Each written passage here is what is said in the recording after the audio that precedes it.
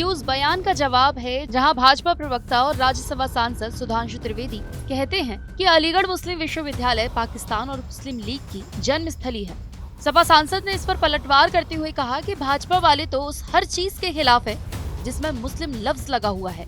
भाजपा वालों को मुसलमान बर्दाश्त नहीं होता, इन्हें इतिहास की जानकारी नहीं है, पहले ये जाकर इतिहास पढ़े। सपा सांसद ने कहा कि जहां तक मेरी जानकारी है, मुस्लिम लीग की स्थापना कैबिनेट मिशन प्लान फेल होने के बाद हुई थी। तो हर उस चीज़ में जिसमें मुस्लिम लफ्ज़ लगा हुआ है उसके खिलाफ है। मुसलमान बर्दाश्त नहीं होता इनसे, इनको इतिहास का पता ही नहीं है। मेरी राय है इतिहास पढ़ें पहले। सपा सांसद ने कहा कि अगर कैबिनेट मिशन प्लान फेल नहीं होता तो ना तो मुस्लिम लीग बनती और ना ही पाकिस्तान बनता। हिंदुस्तान का मुसलमान ये जानता है कि पाकिस्तान के बनने से सबसे ज्यादा नुकसान हिंदुस्तान के मुसलमानों का हुआ है। हम आज भी अपने ही मुल्क में पराये माने जाने लगे हैं और वो लोग सबूत मांगते हैं जिन्होंने कभी अपने मुल्क के लिए कभी वफादारी नहीं की। सपा सांसद ने कहा कि इतिहास गवाह है, इनका कोई भी आदमी आजादी के आंदोलन में जेल नहीं गया और ना ही कोई शहीद हुआ है। मुस्लिम लीग की स्थापना, जहाँ तक मुझे मालूम है, जब कैबिनेट मिशन प्लान फेल हुआ है उसके बाद मुस्लिम लीग की स्थापना हुई है। अगर कैबिनेट मिशन प्लान फेल नहीं होता तो मुस्लिम लीग नहीं बनती और ना ही पाकिस्तान बनता, एक हिंदुस्तान रहता। तो ये तो सब बेकार की बात है। और जिना की तस्वीर कहाँ लगी हुई है, कहाँ नहीं लगी हुई है, किसके दिल में है या किसके दिल में नहीं है, हिंदुस्तान का मुसलमान ये जानता है कि पाकिस्तान बनने से सबसे ज़्यादा नुकसान आज हिंदुस्तान के मुसलमान को हुआ है। हम अपने घर में ही पराये माने जाने लगे, हमसे हमारी वफादारियों के वो लोग सबूत मांगने लगे जिन्होंने हिंदुस्तान के लिए कभी वफादारी नहीं करी, जिनका इतिहास है कि उनका कोई भी आदमी जेल नहीं गया, कोई भी आदमी उनका शहीद नहीं हुआ।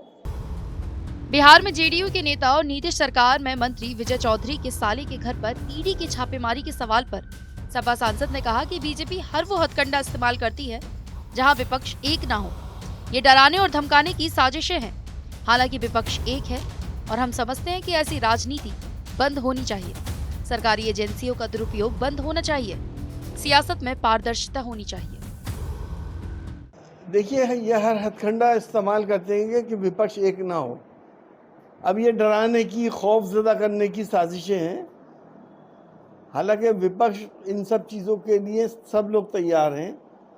आखिर कब तक ऐसा करेंगे, हम ये समझते हैं ये राजनीति अब बंद होनी चाहिए। सरकारी एजेंसियों का दुरुपयोग बंद होना चाहिए। सियासत सीधी सादी और पारदर्शी होनी चाहिए। 4 राज्यों में होने वाले विधानसभा चुनाव को लेकर सपा सांसद ने कहा कि आम जनमानस परेशान है।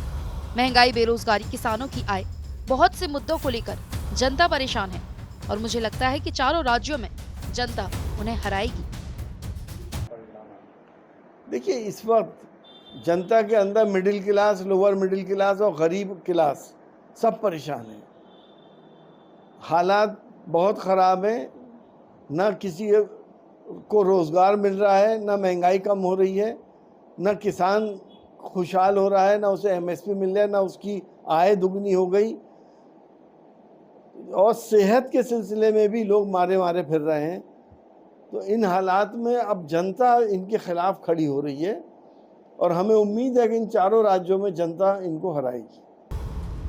2024 के चुनाव में भाजपा 80 की 80 सीटें जीतने के दावे पर सपा सांसद डॉक्टर एसटी हसन ने कहा कि ये चुनावी जुमले हैं।